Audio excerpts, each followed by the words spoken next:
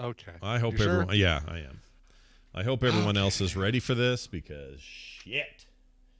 Yes, because Third Eagle is praying for Don right now Oh, is that to happening now? become a. Great, I think so. I got a message that he was praying for Donald to become a Catholic. great, great.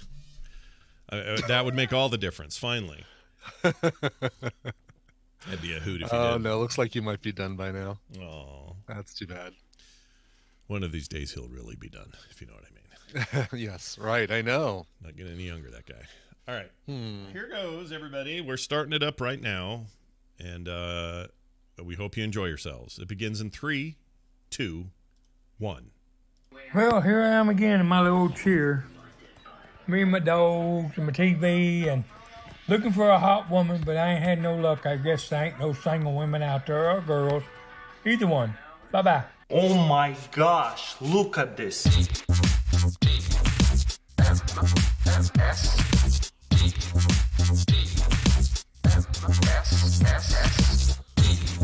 This is the morning stream. Dave's not here, man.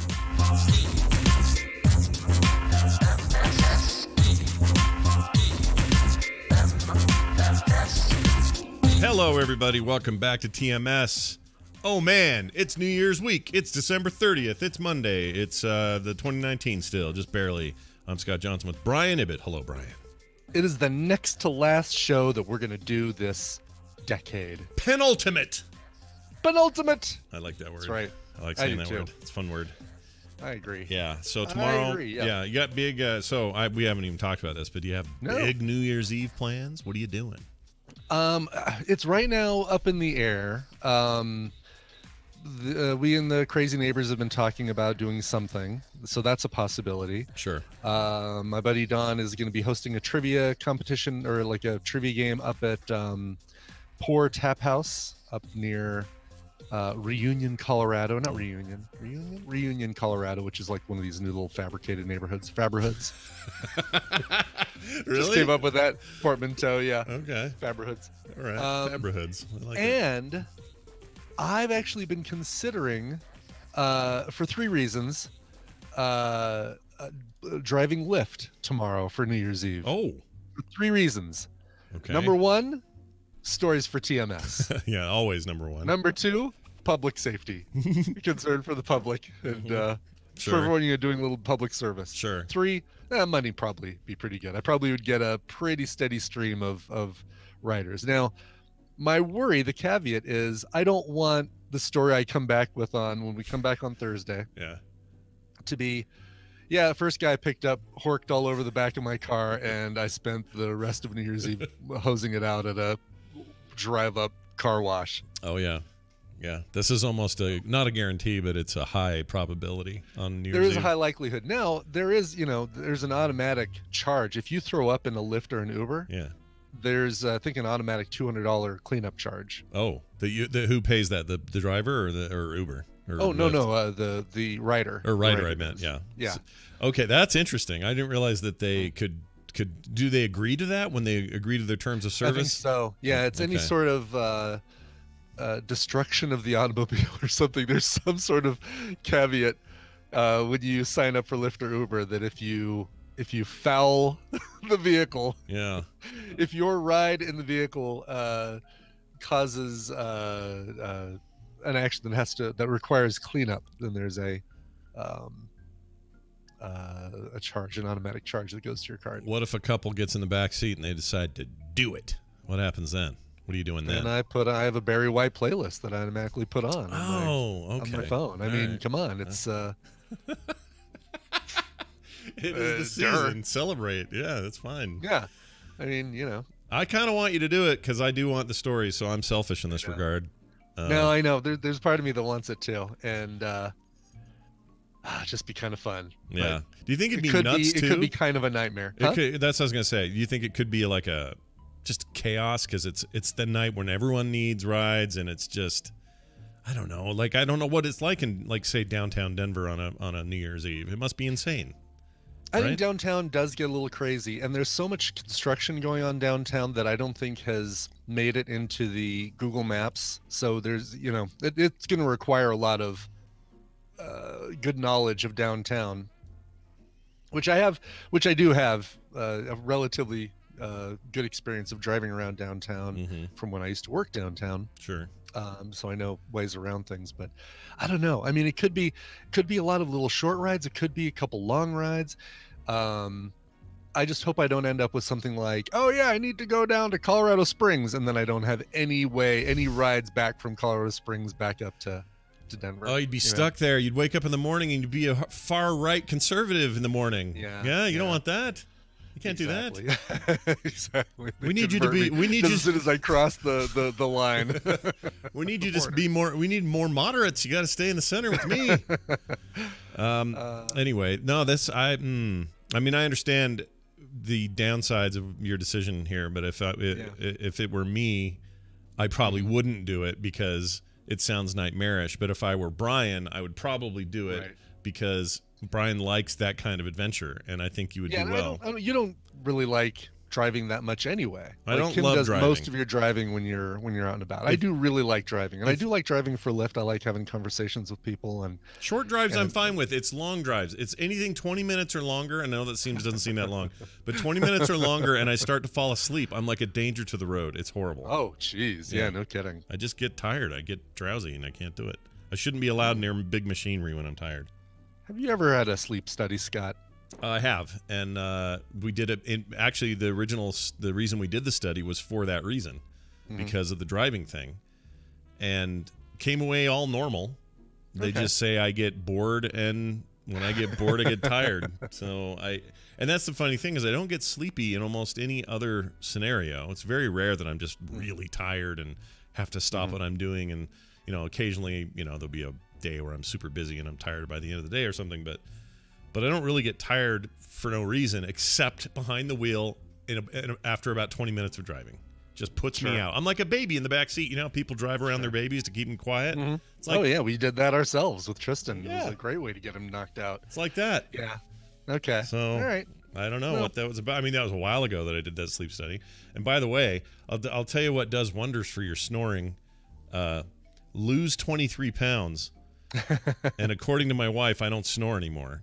Yeah, which is no, great. it makes a humongous difference. Yeah, are you down? You're down 23 pounds now. 23 pounds from October 15th. I think was the day I started. Wow, that's great. That's how many per month, or how many? I don't know what the average is, but it's a good healthy decline.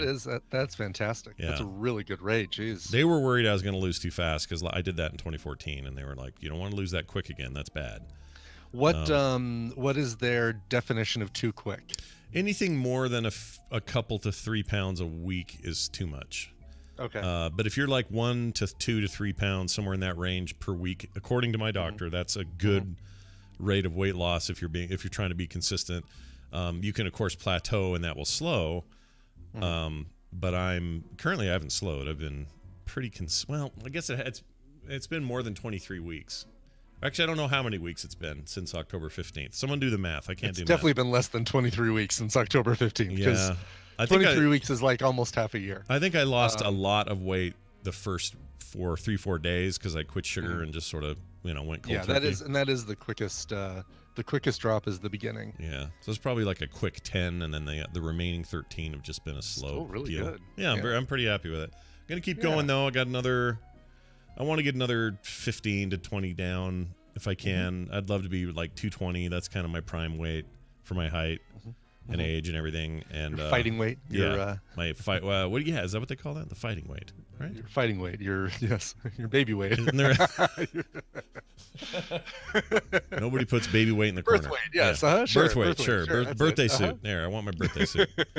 Anyway, yeah. Hey, tell me about Korean barbecue, because you gave a tease during Patreon Playdate on Friday. Went great, by the way. That happened. Got to do it again. We're doing it again in a month. Oh my Can't God, wait. It was so fun. It was so much fun. Anyway, yes. I hinted at this story, but didn't do much more. Right.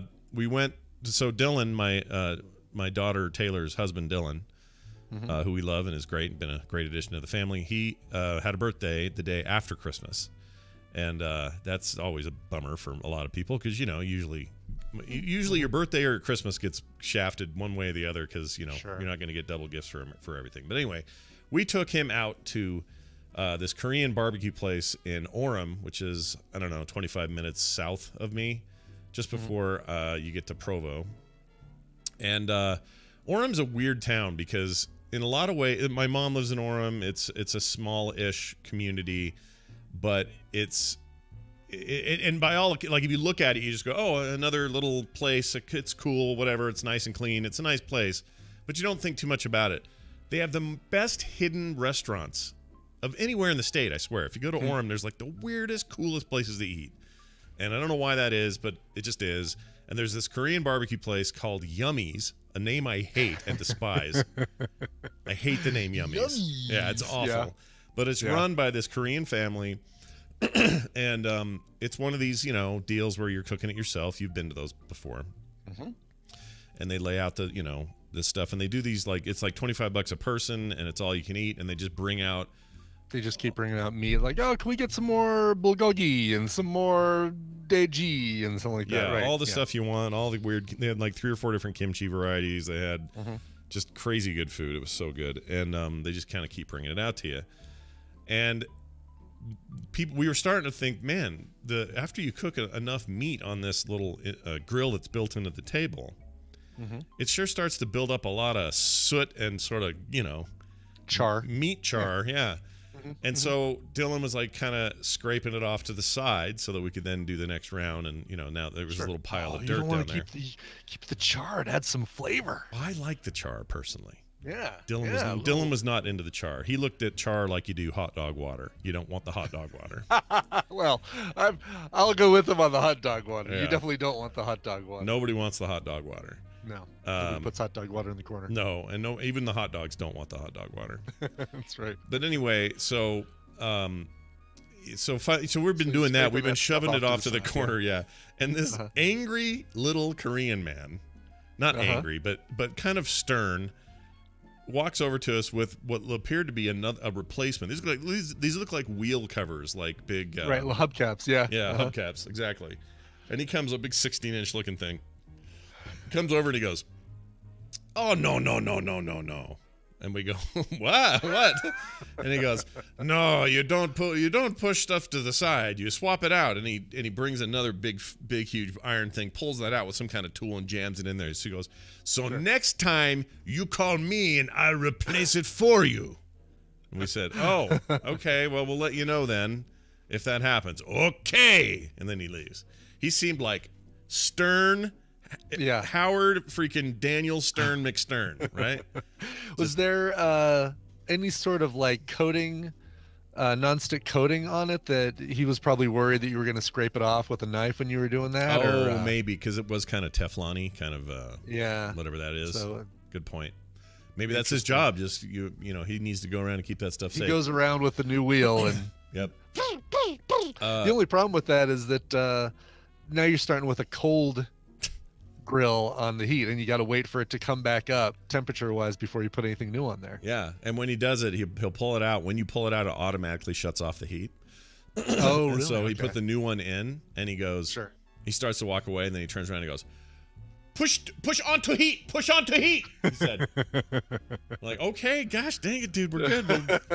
We'll go ahead and do it. But anyway, it was really great, and I can't recommend it enough. So if you're in the Orem area, even if you live here in the valley and you're like, we want something different today or want to eat somewhere amazing, I cannot say enough good about that food, about the experience, about the place, about the atmosphere.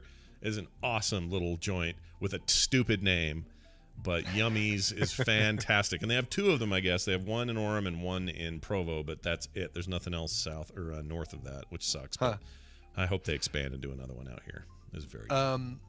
Yeah, I think I need to give Daeji another, or Daegi, another chance because, we were noobs. We didn't know what we were doing, and maybe that was part of the reason we didn't do so well with it. But there's a, place that's not too bad or not too far from us on Sheridan and about 80th that we should give another try to. I would love a closer place. I'm jealous of you for having a close place. I would even take a lesser good place just to have it closer because I'm not going to go to Orem every weekend. But right, man, it's good. So anyway, really good stuff. Then I want to complain about a Christmas Day occurrence that happened with my wife and I. Oh, hi, Kim. She just walked in and started talking about this. Oh, see? Ears are ringing. Was it Christmas Day or Christmas Eve? Enjoy your avocado toast. The guy with the horn. Oh, it is Christmas Eve, right? Okay, so it's Christmas Eve, sorry. Christmas Eve, Kim and I are out walking the dogs, taking them all the way to the dog park, let them run around, have fun with other dogs, and then come home. Nice, good, long, hard walk with the dogs. Good stuff, right? All around. Yes. Yeah. So we go and do that, and we're coming home. And at one point, we're crossing a street a little late. Kim says it's her fault, but whatever. I don't think it was any big deal. In fact, I know it wasn't a big deal because I was there, and we were crossing just a little bit too late, so that oncoming traffic would have to potentially, be held up a little bit in this very small place where there's only one car. I mean, when I say oncoming traffic, I'm talking about nothing. It's just like one car is just there at the light, and it's about to change, and he's going to come my direction. And so we're crossing a little late, and we're like, oh, let's hustle. So we're hustling across the street. We were never in any range of the car. We were never in any sort of position to hold this guy up. And yet this man in his 60s who lives in the retirement community up the road decides to go, and I'm not kidding, here's what I hear for the next 8 seconds. 8 full seconds sustained. Oh, jeez. For 8 seconds. So he just almost the entire time you were walking across the street, he laid on his horn. He laid on his freaking horn and glared at us, right? Like we're just the worst people. And I'm thinking, really? This is that big a deal to you? You're not even moving. You're honking more than moving. And we're out of the way already, and you're still honking. As if we have just committed the worst infraction in the history of crossings. So I look at his car. I look at his car as he's driving by. I stare right into his face as he's going by. And I'm a big, I'm 6'4". I got a bunch of clothes. I got a hoodie on and a freaking... You got a bunch of clothes on, sure. I just look kind of scary, I think, a little bit. And I look at the car and I go, Merry Christmas! Just loud as I could do it. Nice. Yeah, nice. And he was none happy. So anyway, everybody had a very jolly Christmas miracle kind of moment, and thought I would share that with you. All right, Brian, I am dying to know about today's MMFR. Yeah, it's a double. 2 MMFRs today. 2 more movies that are getting some Oscar buzz that we're going to see all the movies that potentially could be in the list of the Oscar list. So we're going to be really ahead of the game this year. Sure. We saw on Saturday, Uncut Gems. This is the Adam Sandler deal. The new Adam Sandler and the Safdie brothers deal. Really, really enjoyed it. It is I will preface by saying, number one, it's not like any other Adam Sandler movie that you've seen, maybe with the exception of Punch Drunk Love and Love Reign Over Me. Even those were not as intense as this one. I'm trying to think of a recent movie, like another Oscar contender that felt so intense start to finish. You're basically watching a degenerate gambler and jewelry store owner dig himself into holes, barely get his head out of the hole, and then dig himself into a deeper hole, and then barely get himself out of the hole. Really, really good, but boy, be prepared for an intense film. Not the uplifting hit of the season. This ain't no This ain't no Jack and Jill. This ain't no Pixels. Okay. This ain't no Happy Gilmore. Okay.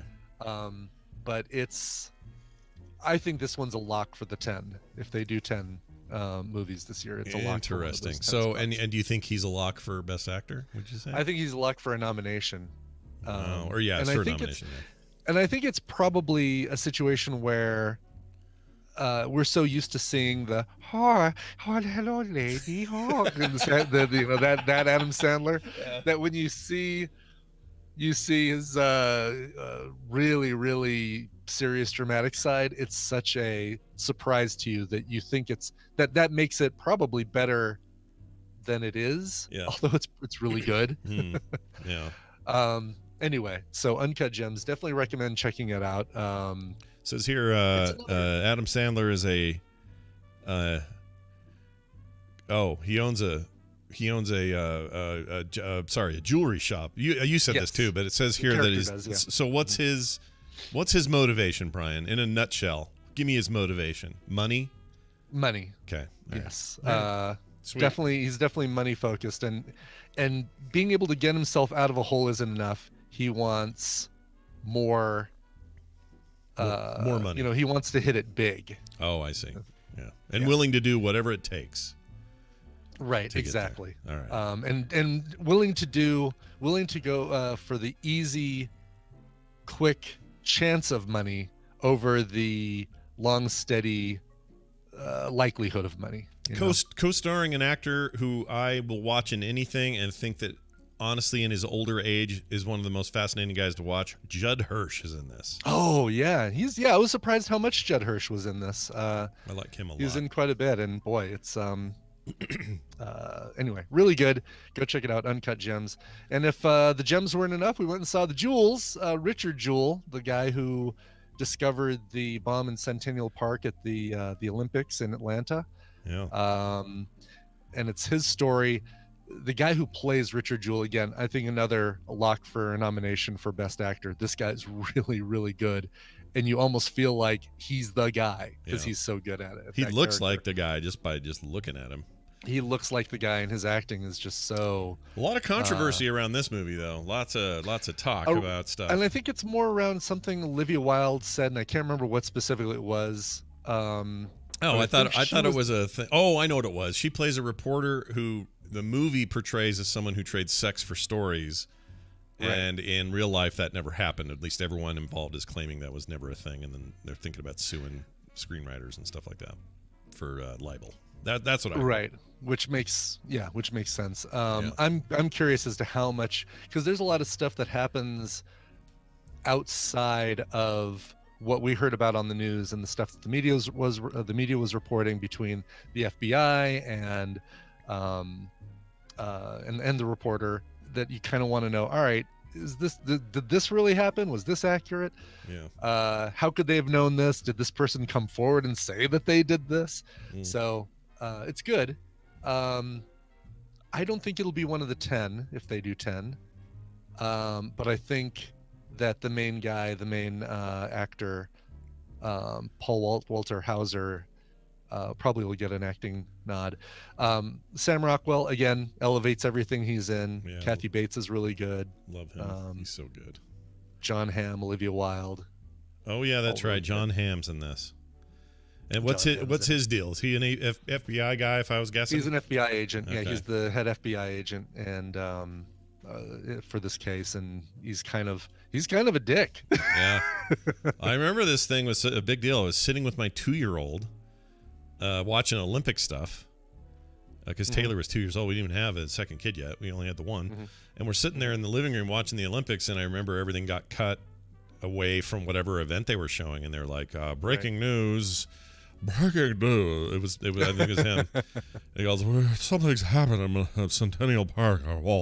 And they all went to the thing, and it was like, oh my gosh, what the hell's happening? And this is all, pre 9/11, so bombings at big events weren't really a thing I was used to.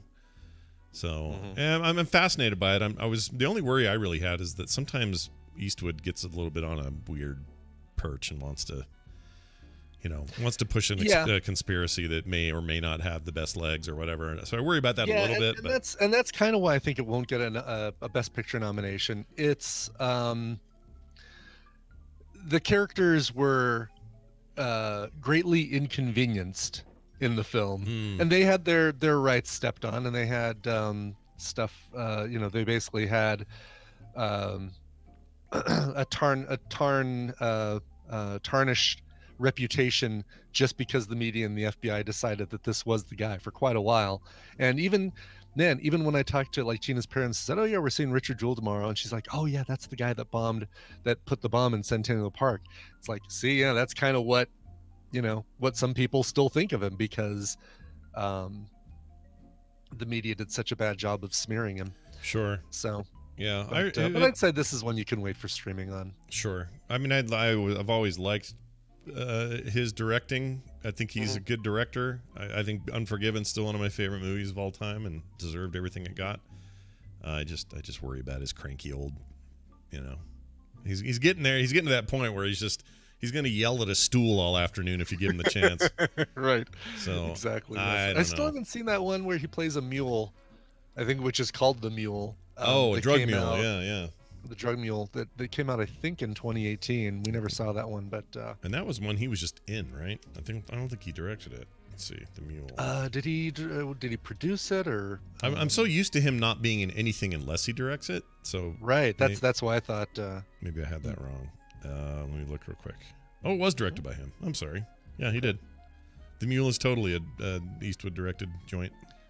Wasn't there a mule something movie where he played a mule? I wish I could remember the name of the movie where he played a mule. Yeah. Oh, he's a spindly old dude now. Yeah, he is. Wow. Yeah. All right. Anyway. Well, good stuff. Cool. Today's So there you go. double MMFR. Jewels and Gems. Yep. Go see Gems. Wait for streaming on Jewel. Yeah, there you have it. May your Mad Max Fury Road. Oh wait, I watched that by the way this last week. Did you watch yeah. Mad Max Fury Road? Yeah, just stuck another one in. Why not? Get it in there. Let's see what's going on. See if it's still a thing I love. Oh yeah, it is. It's still an amazing film, and I still say, everyone's looking back at the decade. What was the biggest movie of the decade for you? Well, It's easy answer for me. My gosh, it's easy.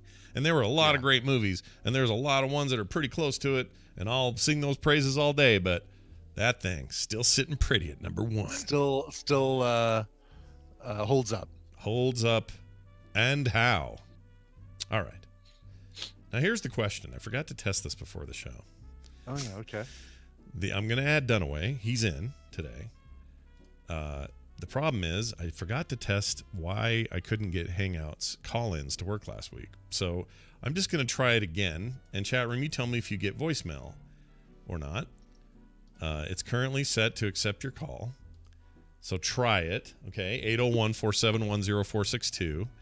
If it doesn't work, ping me on Discord. We'll add you that way. But let's give it a shot and see what happens. But for now, this.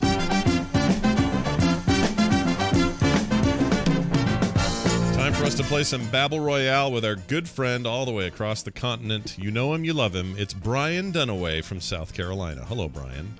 Oh, hi, Scott and Brian. Oh, and thanks for saying that I'm your good friend. Oh, you are. You're one of our favorite. That's nice. Here's a truth. I'm going to share a truth. Everybody sit down and listen to this truth. I've known Dunaway since 2005, early 05. And I consider him to be one of the great friends I've ever had. And so, Agreed. So there you go. He's great, and I'm going to beat him today.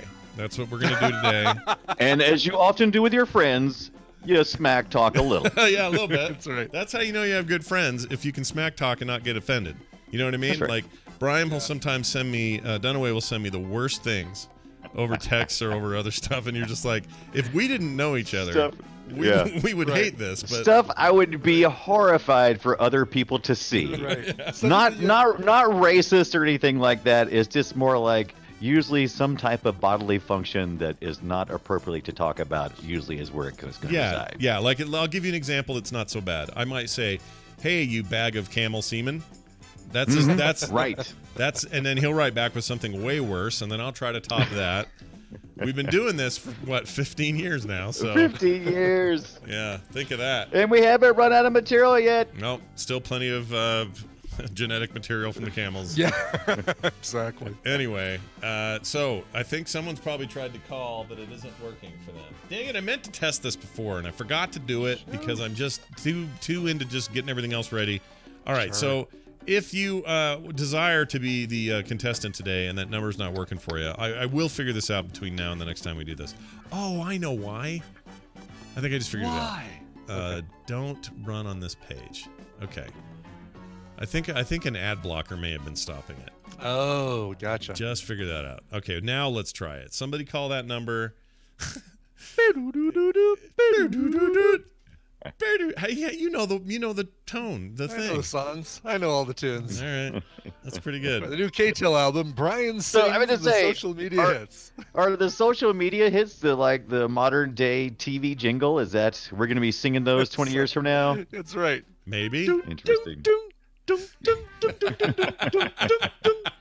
gonna be riding in the elevator, getting a little bit of elevator music. Well, it's because we don't have Gonna be other good times. we don't have other stuff anymore, do we? We don't have like The Mandalorian has the best music. Oh, it's amazing. Every week, I'm like, oh yeah, now this is a TV show. Yeah. Oh yeah. And when they do riffs on this thing here, oops, why isn't it playing?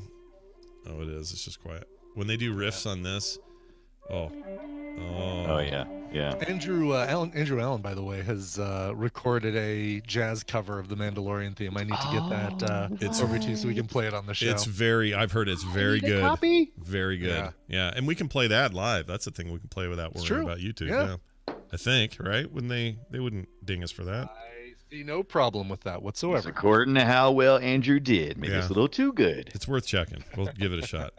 All right, well, I take it back. Apparently, that wasn't the problem.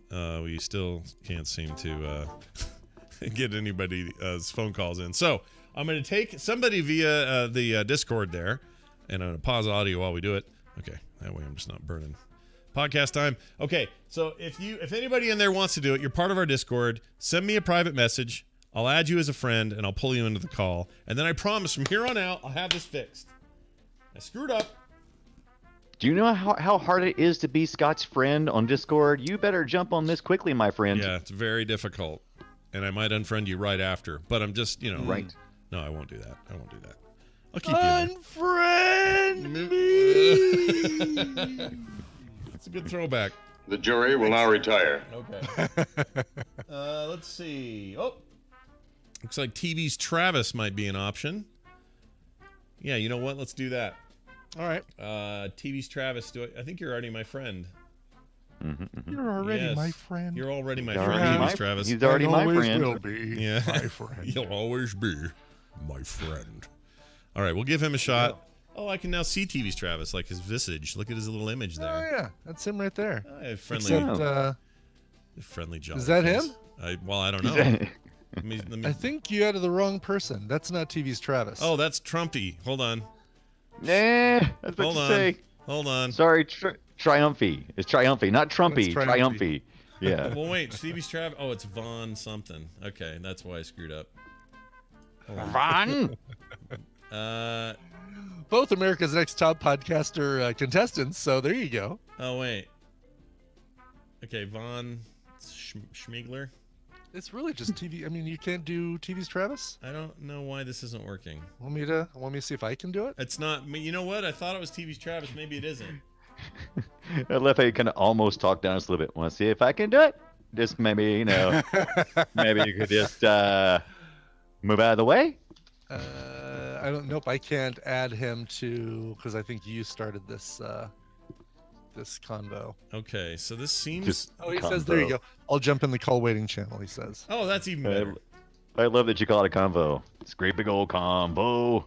Okay. Do. It's a different Travis. Vaughn Siegler. It's a different dude. No, it's Facebook's Travis, which is not TV's Travis at all. Yeah.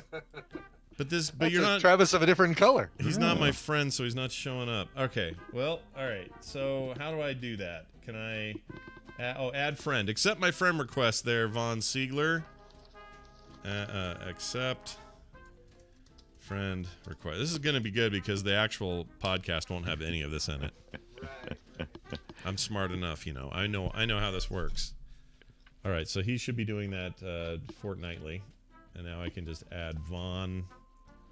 Nope, still not. Vaughn Vanderbeek. There's TV's Travis. Is he not part of my friends? Oh, he's not either. See, this is the problem with Discord. You can't do random pull-ins because you have to friend everybody, and then they have to accept the friend request and all this schmoobie.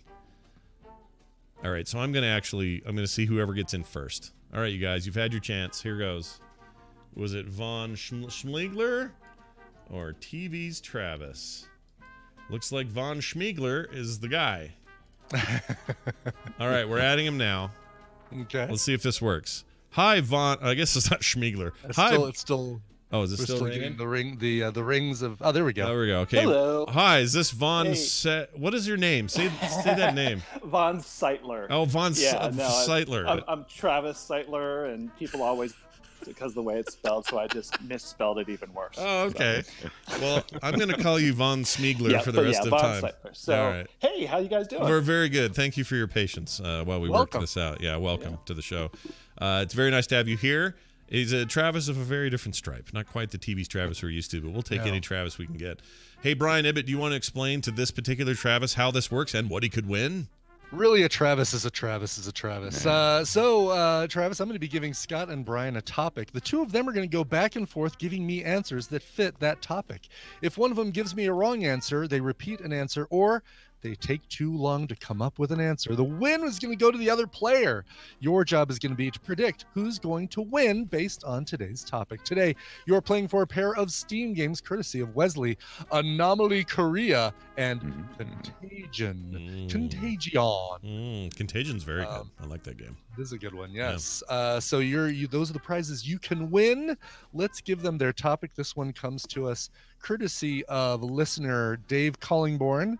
Thank you, Dave Collingborn. With the newest Warcraft World of Warcraft expansion on the horizon, and somewhat of a return of the Lich King in that that video that we saw, the announcement video. Dave wanted to know how many of the bosses from Icecrown Citadel Scott and Brian could remember. This is unfair to Brian, but that's okay. Let's do it. It might be. Yeah. It might be. Did you ever play that, Brian Dunaway? So if there was ever a topic that I was more prepared for, it wasn't this. It wasn't this. I don't think you played, I don't think Lich King was even in your... Really? No, I played Lich King. That was the last thing I played, and I didn't play it real long, but I did play a little bit. You might be okay. Might be all right. All right. Yeah. Yeah. Hello. Yes, Brian. Are you there, Brian? I can hear him. Oh no! Who? Hello? No, I thought you were. I think we were waiting for Brian to say something next. Meaning you, Brian Ibbott. You were about to say something. Oh no! Travis was talking, so I didn't want to interrupt. Oh, Travis, were you saying something? Some people are polite. Yeah. Oh, it's called out. Oh, I had him muted. Sorry, my bad. Go ahead. Oh, my wife and I didn't get on the World of Warcraft bandwagon until right at the tail end of blanking on the name. Oh my gosh, what was the first expansion? Burning Crusade. Burning Crusade. Thank you. Yeah. Oh my gosh. Yeah. So right during kind of the pre-launch for Wrath.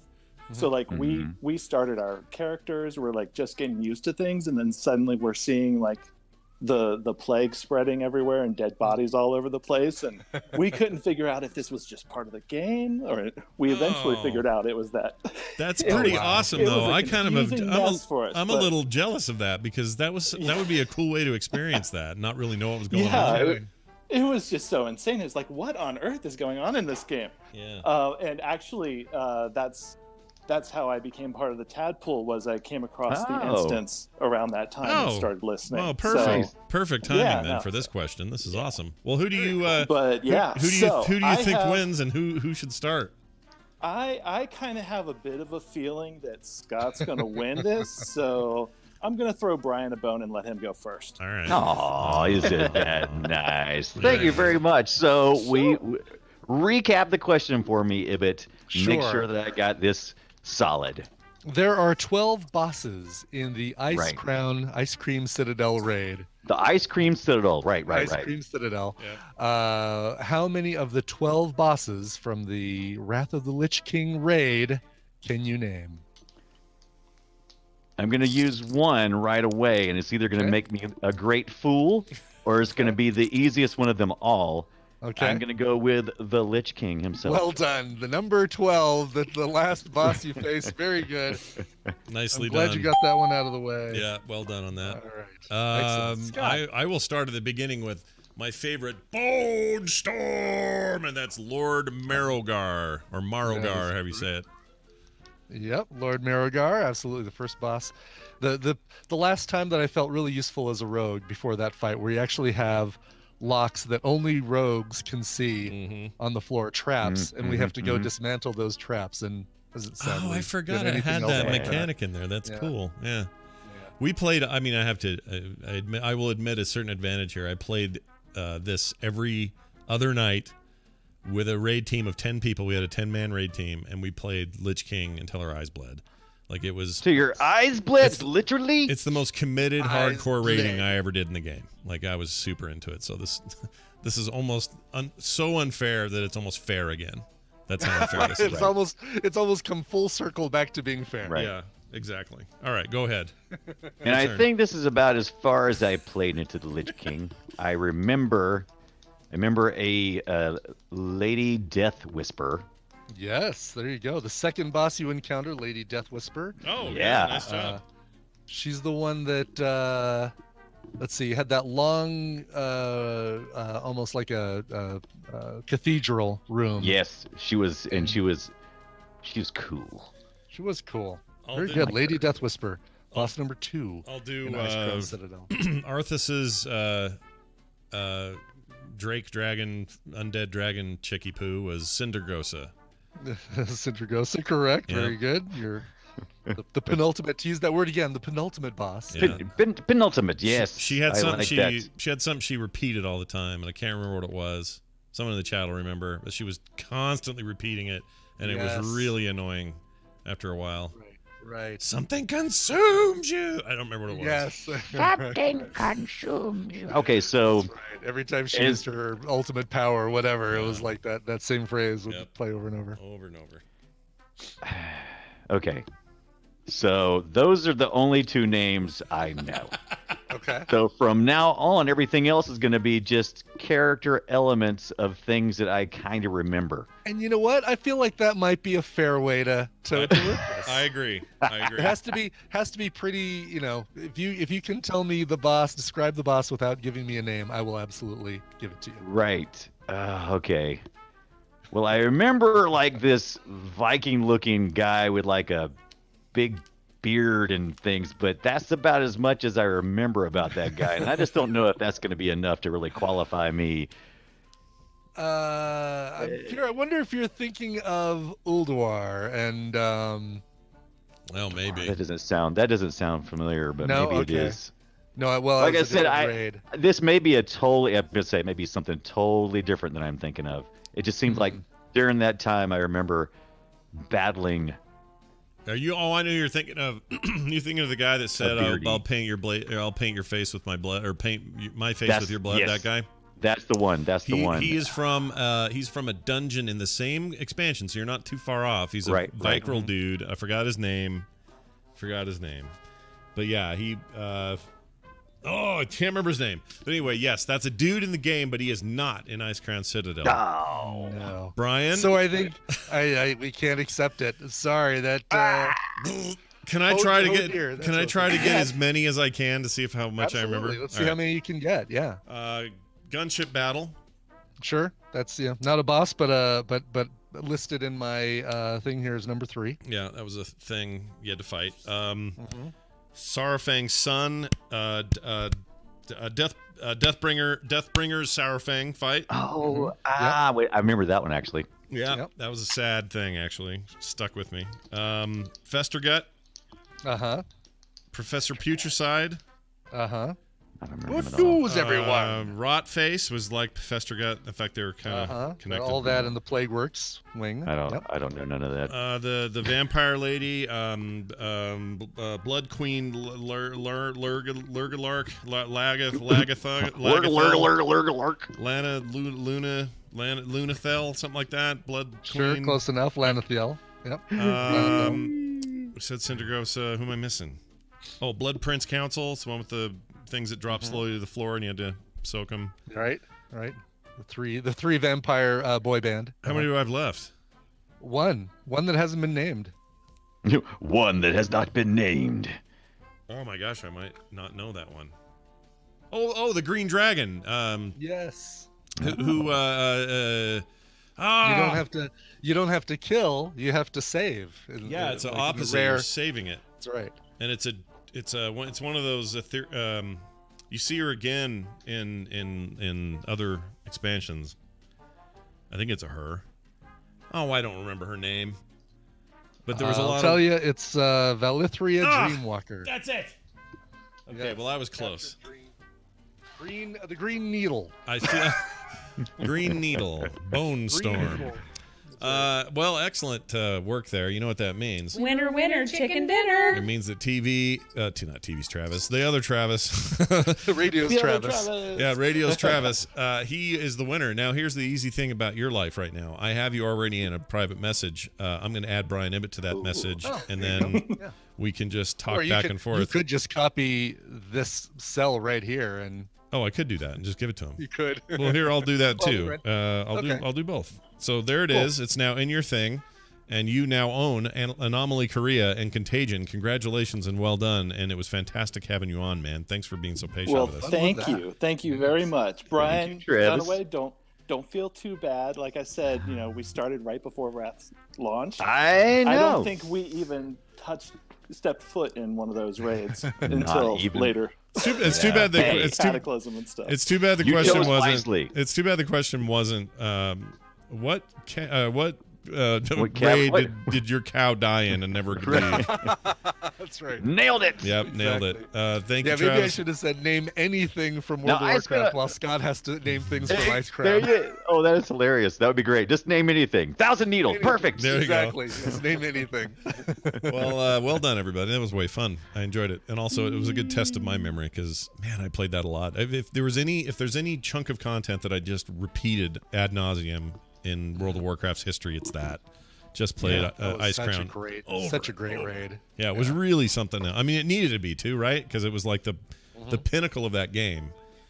Quite literally was that experience, and they've never quite hit that. As far as I'm concerned, that raid level has never been hit since. And I got drug along with a lot of higher level people than me, and I was just mostly just going, I don't know what I'm doing. Yeah, Just that's a kind of nice walking behind. That's a nice thing about being a content creator in the Frog Pants universe. You get carried when you need Exactly, to go to your exactly. rating. It's like I don't know what I'm doing. I'm back here. Yeah. Occasionally, I'll throw something. Yeah. Accidentally aggro something. Yeah. Get everybody killed. It's Yeah. okay, Brian. It's all right. Just this next time, maybe don't shoot the guy. Okay. right. Staying. Dude, I've been there 100 times. I totally get it. All right. Brian Dunaway, everybody, will be on with me later today at 3:30 Mountain Time. That's 5:30 his time in the Eastern Time Zone, doing an episode of The Boop Show. That's right. Boop. What have we been playing these holidays? Well, we'll talk about it and why they're great and why you should get them or why you should avoid them. That's later today at frogpants.tv, 3:30 Mountain Time with me and Brian Dunaway. Brian, have a fantastic day. Dang it, Lich King. Bye. Dang it, Lich Oh, King. very good. It was one of those, Brian, I don't know if you've had one of these in a while, but one of those moments where it went so well that when you finally beat him, and after banging your head against the thing for I don't know how many tries, that the entire, like at the time, Ventrilo group just uproar, screaming on top of each other, yelling. I mean, there's nothing quite like that experience when you finally cleared something. For sure. And I'm trying to remember the name of the raid team because this was before FERT raid. Yeah. For me, I'm trying to remember the name of the raid team that I was that I did that content with, and I can't remember. Was it? It wasn't the Guillaume? Banana Hammock people? What's that? Banana Hammock? They were a group. No. I Boy. don't remember Let's either. see. I don't remember any of those names. Yeah, I'm looking to see because I can remember a couple people who were in it, and I can't remember the team name. Oh well. Those were good days, man. Those were good days. Yeah. I had a 10-man. I just loved those guys. They were amazing. One of them's a little weird now, but yeah. Anyway, it was great at the time. All right, we don't have time for news, but we do have time to pimp ANTP, the finale, again. I just think people need to be reminded that's out there, so tell them where they can get it. For sure. Yeah. America's Next Top Podcaster. We had the finale, went up on the feed last week, but of course, because it's podcasting, it's still there. You can you can actually go listen to the entire second season, binge it, if you will, like a Netflix show or a Hulu show or something like that. It was a great season, and to help you prepare for a future season coming up in 2020. It's a good one to listen to. Go check it out. America's Next Top Podcaster, and we will have the interview that Alex did with the runner-up going out on the feed, I believe today or tomorrow. So nice. So go listen to that. So yeah, America's Next Top Podcaster.com. Go listen. Nice. I really enjoyed it. Somebody in the chat room yesterday or somewhere said Jury. Oh, it was The Instance, I think, or something. Anyways, somebody said his new show is so good. The Raise the Dead podcast. They go, it's so good. He should register to be a contestant on ANTP next season. I'm like, I think he's a judge still and is now and you can't do that. It's not like you can have. It would be a little unfair too. I think he's.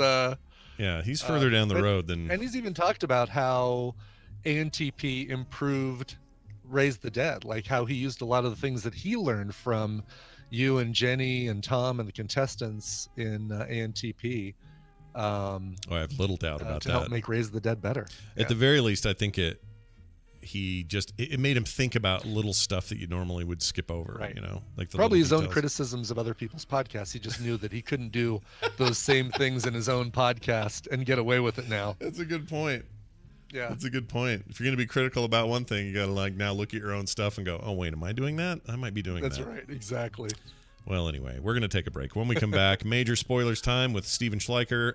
That'll be fun. Stick around for that. We also have the Best of Brian Ibbett for 2019 mashup. That's coming up. Okay. Very excited. A couple of calls even today. Man, just action-packed content. So much stuff. So much stuff. So little time. So let's take a break, take a song, and see what we can do after that. What do you got? And we better get this music going here. Your Indie in the Middle today comes from the keyboardist for the String Cheese Incident. Scott, do you know the String Cheese Incident? No, but I have a String Cheese Incident, but I don't know about the band. In my past. Yeah. They're a jam band, actually really, really good jam band that always travels through Colorado, hits Red Rocks for a couple nights every year. My friend Bruce is friends with a member of the band, and he'll go see them, in any nearby city. Bruce will go see the String Cheese Incident. They're great. And they're touring right now with Humphreys McGee, which is a great combo. Anyway, Kyle Hollingsworth is the keyboard player for the String Cheese Incident. He's released his brand new solo EP, which is called 2020. The EP actually comes out in February, but you're going to get to hear this song right now. It's called Tufnell's Retreat. It is an instrumental, a little proggy, a little jam bandy, and it's really, really good. Here's Kyle Hollingsworth and Tufnell's Retreat. So apparently, if you shave a slit in one of your eyebrows, it means you're a lesbian. However, if you completely shave off both of your eyebrows, it means you're mentally ill. And you see how butter coming out from the hole?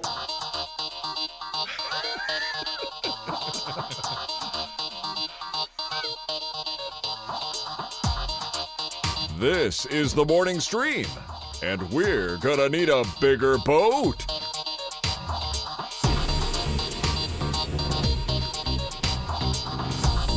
We're back, everybody. You're gonna hear it over the next few days, but this dude here. And you see how butter coming out from the hole? This is from the Russian butter reviewer. Did you watch that video by chance? No, I didn't. Somebody sent me a link to it, and I haven't watched it yet. But is it as great as it sounds? It's so great, Brian. I don't even know why it's so great. Like, I've never heard anybody who's so enthusiastic about like butter accessories than this guy. And apparently he's got multiple things like this. He'll take like a weird thing you'd never think of, like, oh, these are apple core removers, or these are these weird things you see on infomercials, and he gets so excited and almost never negative about anything. Even if something doesn't work well, he goes, I don't know, kind of cool. What do you think? Do you like it? Do you think I should keep doing it? This is one I should keep. Like, thumbs up, thumbs down. Okay, next one. He just keeps moving.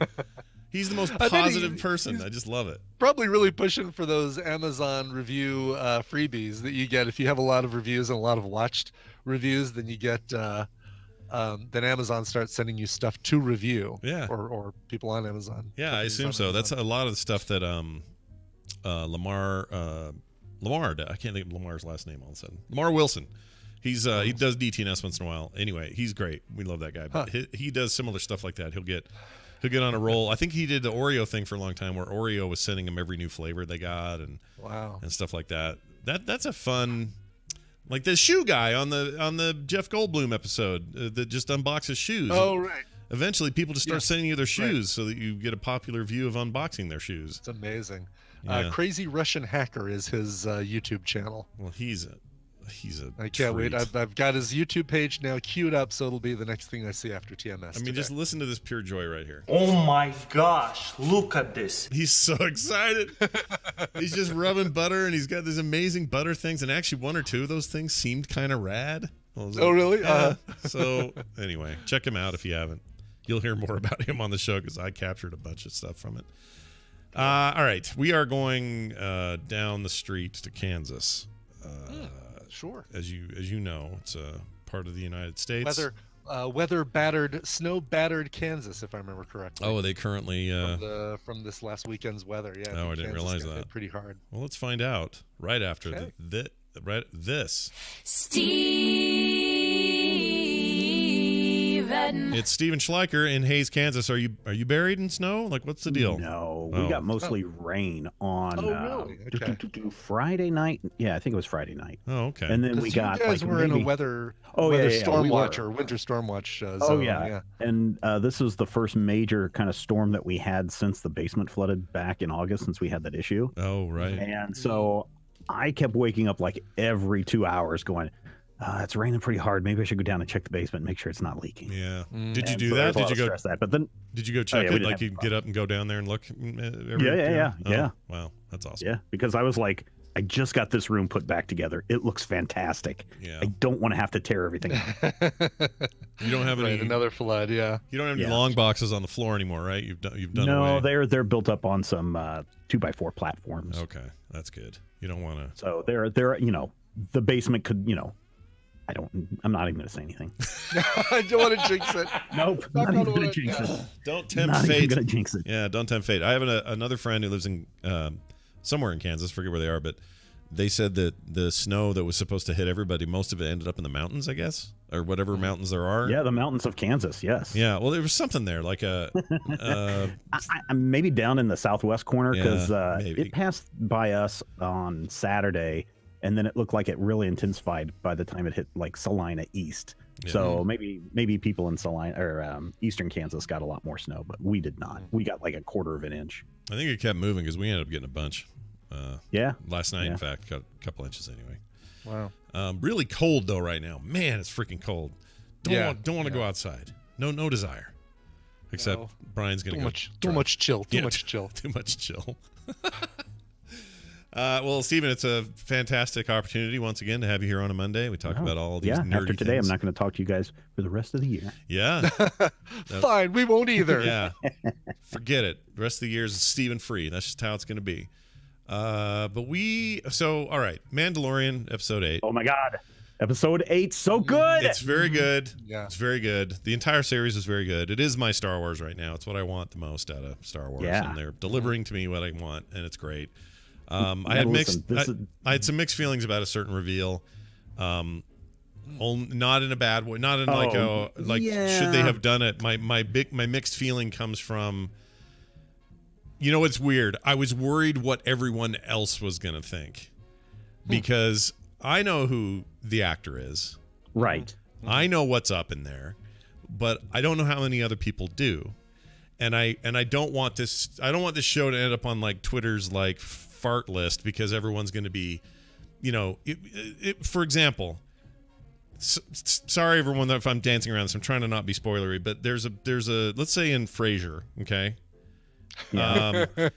When Daphne and Never did Niles see have Maris? they have this thing the whole series where there's just like a weird tension and Niles really likes her and it's kind of sweet but she doesn't really know he feels that way and it goes on and then eventually they make the giant mistake of having them get together.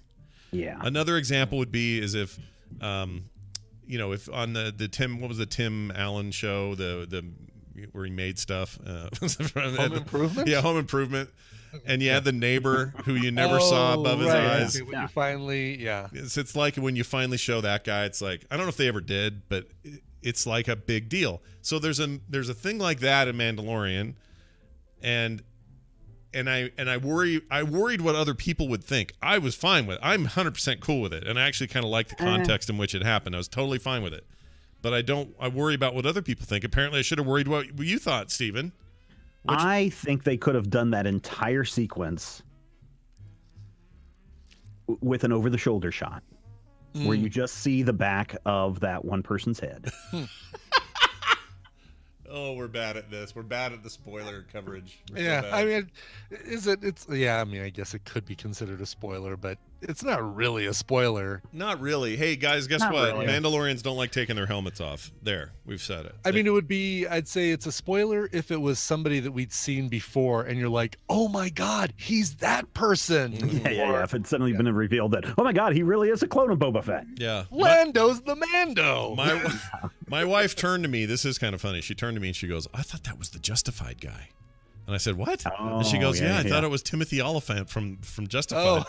And I said, no, that was never him. She goes, his voice was always like that to me. And I'm like, all right, well, she got a different experience than I did. I was disappointed in that. I didn't that mind was the big part of the sequence that I was disappointed in because it is the way, and they could have done it with an over the shoulder and not reviewed it to the audience at all. Yeah, but at some point you got to, right? No, you don't gotta. Look at Judge Dredd. Look at how great Judge Dredd was. You saw him without the helmet on, but you saw it from so far away, and he was so much in shadow. You never saw his face. You never saw Carl Urban's face. Oh, Carl Urban one, yeah, that's a good movie. Yeah. Why did they never not follow that one up? That was so even good. when Jango Fett's helmet came off, his head came with it, so you didn't see his face. He was that devoted to the way. Yeah, and it weighed virtually nothing because his kid picked it up like it was paper. Right. Yeah.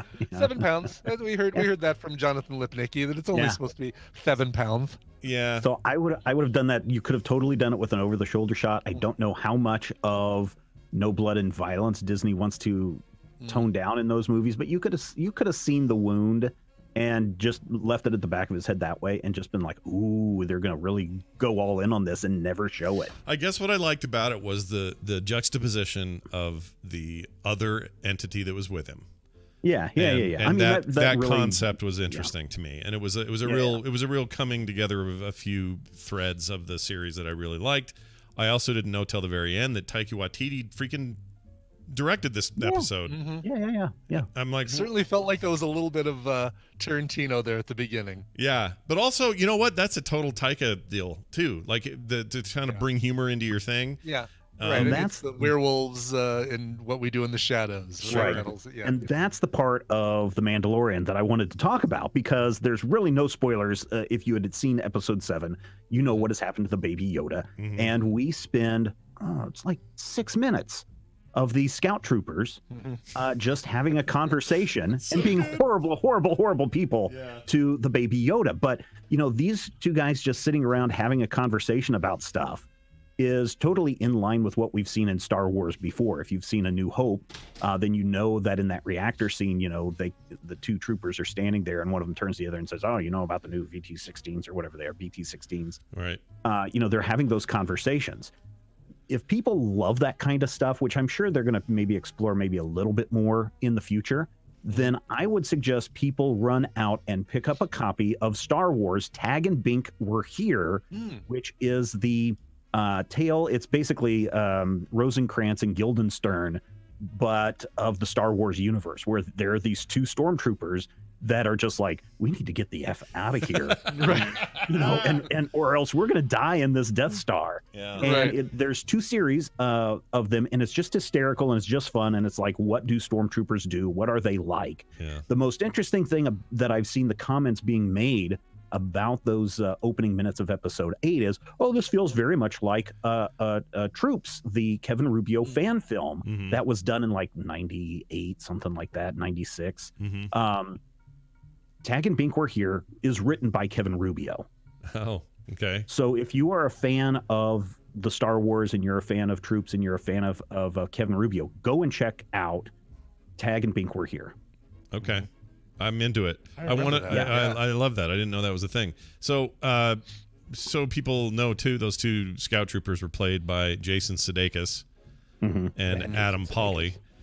And Jason Sudeikis, his scout trooper is the one that punched. So if you want to be mad, he's the one to be mad at, is what I'm saying.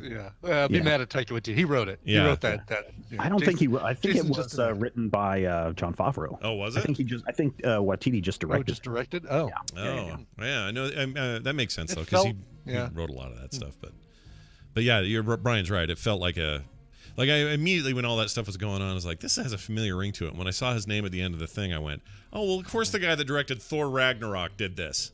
Of course he did. Because those moments were very him. But he also, had some really poignant stuff later, and I don't know what to make of the final bit with the Chicken King of Albuquerque. I don't know what happened with him. So God dang it, Scott. How far are you into Star Wars Rebels? Not far enough. Not far enough. This is why you need to be through at least season 2 of Star Wars Rebels to understand what was going on with Breaking Bad in this show, because all that stuff is deep Mandalorian lore that they explore in Rebels. Okay. Is there significance to the item in his hand? Yes. Okay. Yes. Because it had a quality to it that I'm not used to. I'm not used to seeing. When it first appears, I'm like, oh, they are seriously going with because that was one of the big complaints in Star Wars Clone Wars, was that they actually made the lightsabers look like blades, like sabers, right? Right. And then when it popped through and I was like, oh my gosh, it is that saber. Then it's like, oh, Scott's going to love this if he's far enough into I'm not far enough. Dang Rebels. It. All right, I'm going to keep digging through Rebels then. It's a huge major plot point for I want to say the second to last season of Star Wars Rebels. Well, because David Filoni is one of the main runners and directors on this thing, and writers. He's the Rebels guy. So yes, he is the Rebels and Clone Wars guy. So he must be having some fun doing crossover stuff. That's great. Oh yeah. Looks like I need to get caught up on Rebels too, because I watched all of Clone Wars. I've not watched any of Rebels. I love Rebels so far, and Disney Plus is for. I keep telling people, "Oh, I'm watching Rebels and I really like it," and people go, "Oh, just wait till you get to season 3." I'm like, "Well, okay, well let me get through season 1, which I am enjoying. I'm not going to skip any of this. So far, it seems good." But yeah, this has become the Star Wars I give a poop about. Like I'm not pooping on the movies. They're fine. And the old movies are obviously really important to me, and the prequels not so much. And these new ones I'm a little meh on, but they're still. I think it's in season 3. I think a lot of people want you to see season 3 of that, is because I think that's when Ahsoka shows up, is in season 3. Oh yeah, and she's a Twi'lek. And and I'm also going to spoil everything for you, Scott. Just about everyone in Star Wars shows up in Rebels. In Rebels, yeah. Rebels seems to have a lot of fan service already. Yeah. Like second episode, I've already got R2 and 3PO walking around. So yes, Lando Calrissian shows up. Oh, really? Cool. Yeah, he's got a really cool arc too. Is he voiced by? I think he's also voiced by Billy D. Williams. Okay. Well, that's better than having Billy. I have a strong opinion about having Billy D. Williams in your movie live action. I think he just sort of sat around like furniture. I don't think he was actually. Too much of a. I saw him walking with a cane in I think during the premiere. Oh well, so see, here I am giving the guy crap, and he's got some Jimmy problem. Kimmel he was, yeah. Ah, dang it! I spoke too soon. Then I feel bad. I mean, maybe include that in the thing though. I think that would have been kind of cool. Like we know. He did. If you again, spoiler alert for those of you who haven't seen Rise of Skywalker. When he first gets on that transport, he is carrying a cane. Yeah. Oh, he was? Okay. I didn't see that. Yeah, when they're out in the desert and they're getting on that transport unit, he's got a cane in his hand that he quickly sets down. Now, I'm going to make an admission here that's kind of embarrassing, and it makes me a little bit of a dumb white kid, okay? But growing up, I thought Apollo Creed and Lando Calrissian were played by the same person. Now, what's great about that, what's wrong with that is that's dumb, and I don't know why I thought that. Okay, that's number one. But number two, all these years later, I do know the difference between Lando and Apollo. But how great is it that Carl Weathers is in The Mandalorian in a major way, and Lando is back in the movies at the same time? The two conflated people I had are both in the universes that I love. Isn't that great? That's great. Yeah. That is. So my strange sort of side racism has turned out great in the end. You know? It's really worked out. It's Apollo Creed. The term side racism. Where I've dabbled just in a little minor racism. It's all come, around for me. Anyway, so gosh, what else is there to say? It's just great, and people should watch it. It's freaking great. Season 2 will debut in the fall of 2020. You also said that you have a comic book recommendation for people who love Dave. Yeah, that's the tag. That's the one. Series. Oh, okay. I thought there was an additional one. was like, man, he's really bringing the gifts. You're like Santa Claus a week late. Yeah. Well, we're still within the 12 days of Christmas, so. You also finally finished your Barcade 3D printed RetroPie after 2 I did. years. I think I started this. I think I started this in 2016 when I started printing it, and then it was just like I ordered the parts, and then I got too distracted with a bunch of other things, and so these parts have been sitting around. I think a year and a half ago, I think I sanded everything down and glued it up and sanded it down, and all the parts still sat around because I was like, I don't know if I want to do this or not. And then, over the weekend, I was like, you know what? I've been waiting too long to put this thing together. Let's see if I can put this thing together. So I just put the buttons in, attached everything, wired up to the Raspberry Pi, found, installed the RetroPie software, and the thing fires up and it works. And the only thing I haven't done is put in the speakers because has some soldering, and I hate soldering. And so, but everything else, boom, it works great. And it's really cool, and it's really tiny. It's only about, I don't know, it's about a foot long by maybe 6 inches wide, 8 inches wide, something like that. It's got a really cool retro look to it, though. Like, yeah, it does. Not just arcade machine, but also those miniature arcade machines that Mattel or Hasbro or one of those companies made, those plastic ones that would just play Pac-Man or just play Donkey Kong. Yeah. Now the difficult thing was then, okay, now I have to find some ROMs. And so I don't know if you saw what the heck is Steven talking about on Twitter. I knew what you were asking, and I was like, God, because I built mine years and years and years ago, and it was almost like there was a link when I was doing the RetroPie that said, we can't really give you a place to look for ROMs, but here's a place you can look for ROMs. And it was basically a link to like download every Nintendo, arcade, ColecoVision, Atari ROM right here. And to be honest, I really dig the fact that people are into the retro, like N64, NES kind of stuff. But I this is a main cabinet. This is for play arcade games. Arcade games. And then after, I had my fill of Pac-Man and Space Invaders and Galaga and all the other games that were, and some of it is trying to find the right emulator for the ROMs too, because some of them will crash. Yeah, some of them are weird. It's always been a little bit of a goose so shoot. I've talked before that years and years ago, my wife bought me the sit-down arcade. So that is cool. That's what the image that I shared. That's what the little barcade is sitting on top of. Oh, there it is. It sure is. Yeah. Yeah. Huh. And then, a month or so ago, I bought the Arcade 1-Up X-Men cabinet. Yeah.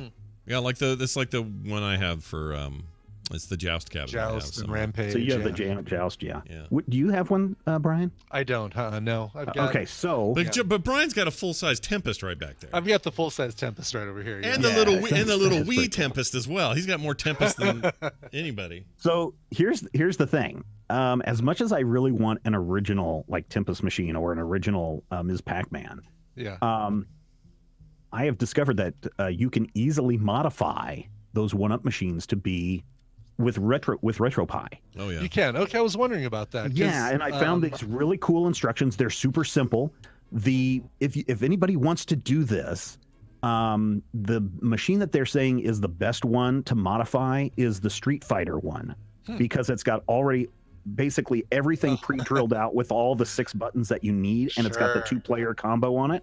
So you only have to really drill 2 holes into the arcade top, and then for I went out and bought $160 worth of components. That's your Raspberry Pi, your buttons, your joystick, your thing to convert the monitor to receive an HD signal, a little amplifier for the speaker, all that for $160. Wow.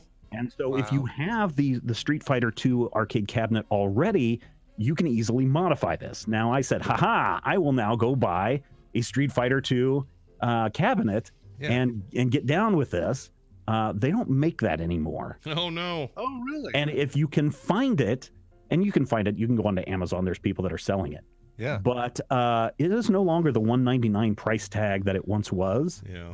It's as expensive or more expensive than buying some of the exclusive, like the X-Men cabinet with the risers. Some of these are going for $400. Yeah. Oh, wow. $500 just for that Street Fighter one, because they know people are buying these to to build, to modify. I'm on the Walmart site, and the Denver store has 3 for $199 each. Brian, go and buy those, and then turn around and sell them for like $300. Go for it. I went to my Walmart. Okay.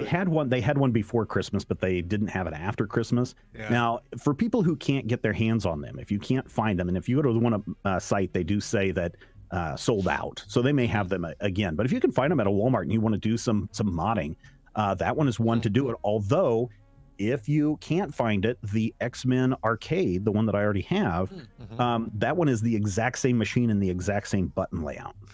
Now, the only problem is the X-Men game is $100 more than the Street Fighter game.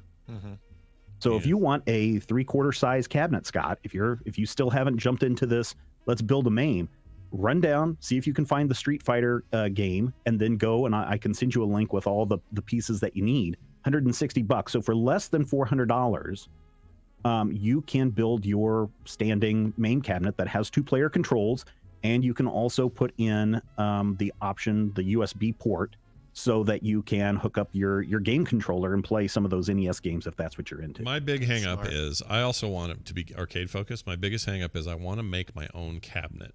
Yeah, so here's the other thing. Full size. One of the things that they're talking, that's the big thing, right? But I know that you have been doing some designer art stuff. Yeah.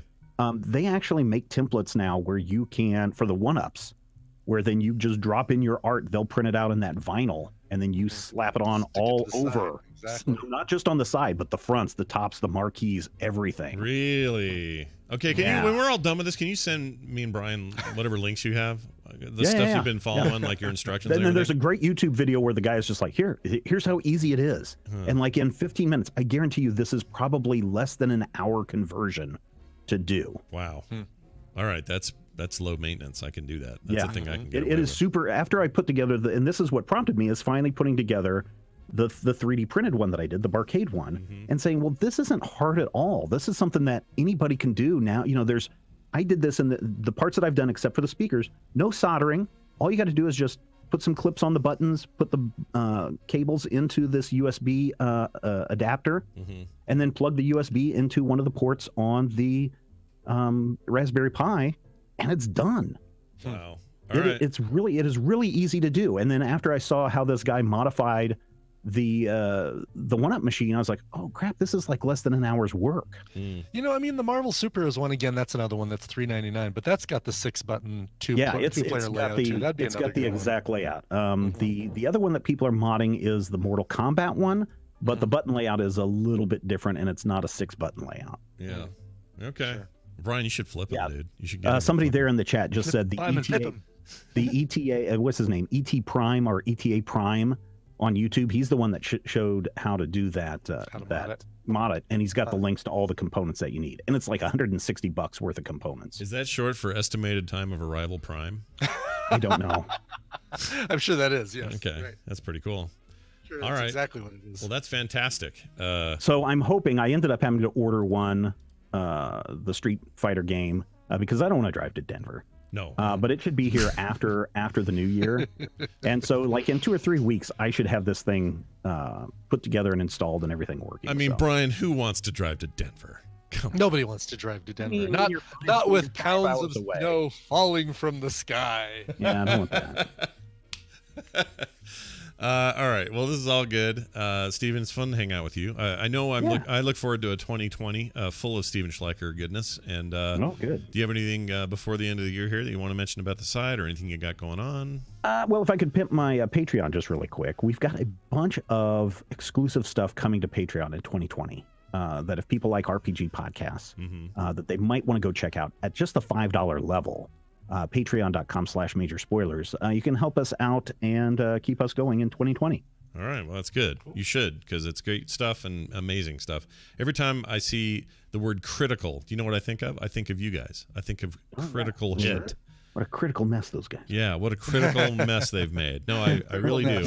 I like that. So keep on keeping on. Have a fantastic rest of your year and a great 2020. Steven Schleicher, everybody. Bye, guys. Stay hydrated. See ya. Bye now. I was sure he'd say stay hydrated today. Because that's what you got to do on your drinking night. You got to drink a lot of water. For sure, yeah. If I do the lift thing, then I think bottles of water are going to be stored in the back for people. Yep. Because if you're already in the Mile High City, so you've already got a high altitude thing going with alcohol. Mm-hmm. So be safe, everybody. Brian's your driver. Be safe. Now we get to dive into a mashup made by Jamie Brand, our fantastic TMS mashups guy. He does this stuff. He did one for me the other day for a year ender. He's done one for Brian. I'm scared. And I haven't heard it yet, but it's 3.5 minutes of goodness. Oof. It's the best of Brian Ibbott. Enjoy. This is a delicious sour cream and ranch Merlot. Whoa. What the f***, Jamie? Brian doesn't get an intro too? Let me hear that nice jazz music again. Ah, there we go. Anyway, what was I saying? Oh, right. Brian Ibbott, you absolute legend. You've had a hell of a year, buddy. Let's get you on the roo, by the way, just in case you think, well, is that Lucy? And I'm not Lucy, I promise you. Here's the best of Brian Ibbott for 2019. Jamie, hit it. Removing that growth in the basement.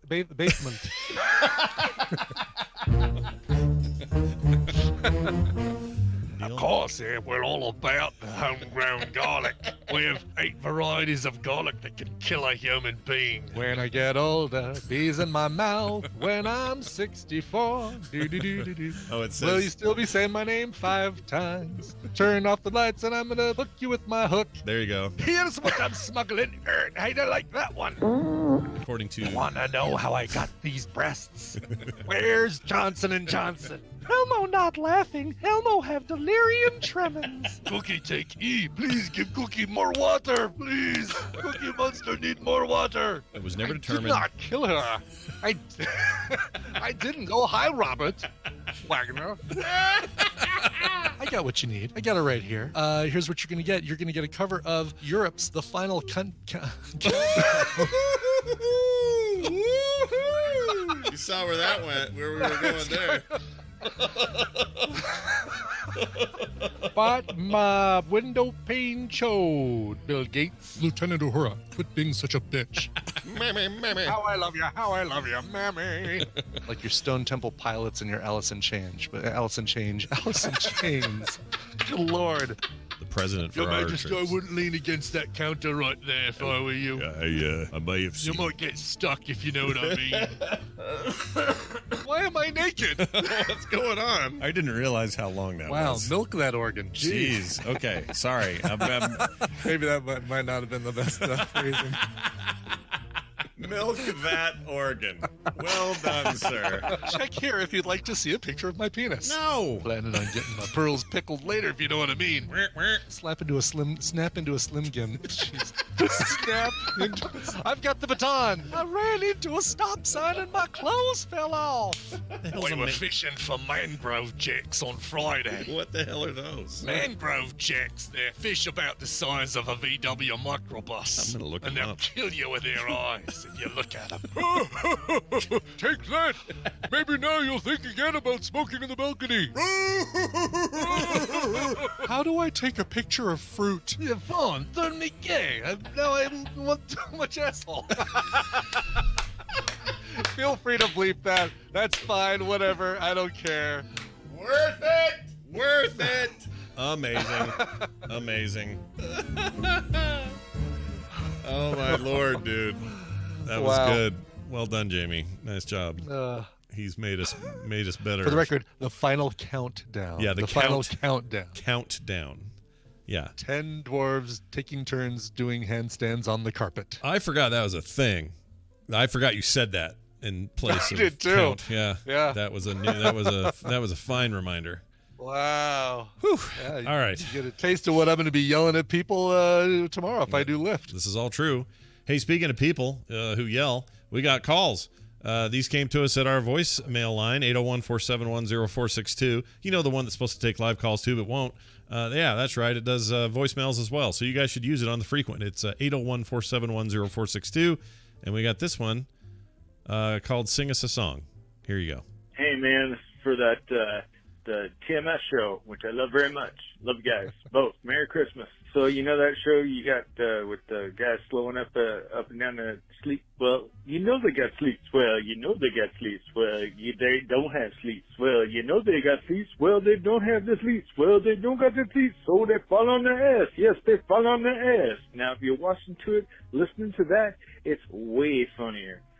I can't sing it that well, but I'm sure you can find somebody who can do better than me. So, love you, bye. I have no idea what I he's don't singing. Like the first third, totally understood what he was saying. Yeah. The second third, I don't know what show he's talking about with that. I have that no song idea or that- either. It's a recent call too, so it had to be something we recently talked about, but I have no idea. Could this be a call for the cricket show, the TMS cricket? Oh, jeez, I don't know, man. That was just really weird. If someone in the chat has an idea what he's referring to, enlighten us because we don't know. Please do. Yeah, I'm curious. Yeah, we have no I loved idea. it. I loved the call, but Yeah, I'd like to know more. Didn't quite know what to make of it. All right, here's a fun thing with sounds. Hey, this is for the morning stream. My name is Joel Cox. I'm from Pittsburgh, Pennsylvania. I listened to episode 1836 where Brian was showing off one of his new 3D prints of the resin printer, and you were playing some sounds from The Mandalorian. I had no clue what was going on because I'm driving to my friend's house, and I heard this weird noise. I thought my car was going to explode. And then finally he mentioned the soundtrack and realized, wow, it wasn't my car. It was a morning stream. Thanks for the minor heart attack. Talk to you later. Bye. I love the phrase, it wasn't my car, it was the morning stream. Morning stream. I know. Yeah, it's when I play that thing, and I think you were talking about the resin printer. Oh, Yeah. the resin printer, right? Which is always a topic I'm interested in. I'm just gonna play this because I don't know have they said how long we wait until season 2? Have they said? It's the fall is what they're saying. The fall of 2020. Oh, that's not bad. Yeah, not bad at all. Like we're used to things like Game of Thrones and Better Call Saul, like having 18 months in between seasons, and right. No, fall 2020. So I also have a question. Oh, this will be fun. I'm gonna do this live on the air through our Discord chat, but I'm not gonna say it out loud. Oh, okay. All right. Why? Okay, now I'm saying it. Let's see. 9.5 inches. Whoa. And that's just partial. Oh. That's just right now. That's just the tip. Okay. Why didn't? Let me write this down. Okay, there. All right. Oh yeah, I don't know. That's a good question. Little plot hole there, I think. Right. Yeah. After all they'd seen and witnessed, what's that Right. about? There's All a little bit of hand waving going on there. Little bit. You get more action out of that weird goo. Anyway, hey, that's going to do it for the show today. We're done, and we'll be back here tomorrow. We are doing a Christmas Eve episode.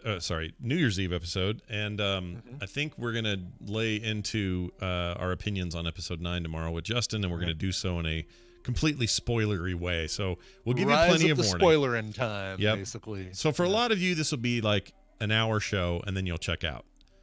For others, you'll want to be here for that final half hour while we tear things apart and talk about it, in both the good and the And bad. I expect a lot of tearing apart from a Mr. Robert Young. He did not enjoy the film, it appears, for lots of reasons. We'll let him explain himself. I think that you and I will err on the more positive side, but that'll be fun. Conflict is fun. So we'll do that tomorrow right here on TMS. So come on back for that. Do support us if you can over at patreon.com/TMS. It's the end of a month. We got a lot of new stuff coming out next year. We want you to be a part of it. So join us.